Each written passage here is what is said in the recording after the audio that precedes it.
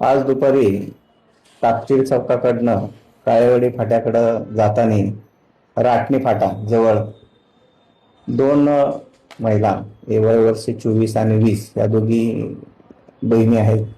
त्या स्कूटीवर जात होत्या मोपेडवर. त्यांना आयशर ट्रकने पाठीमागून धडक दिल्याने त्या अपघातामध्ये हेड इंजुरी होऊन त्या मृत्यू पावलेल्या आहेत.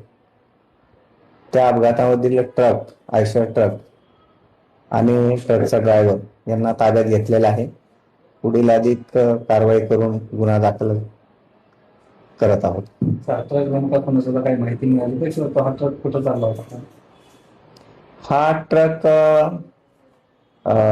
नागपूरवरून आलेला आहे, प्राथमिक माहिती आहे. त्याच्यामध्ये त्यांनी वाटाणा वगैरे घेऊन आलेले होते आणि तो वाटाणा खाली केलेला होता. ट्रक रिकामा होता, रिकामा ट्रक चाललेला होता. सदरची घटना किती वाजताची आहे?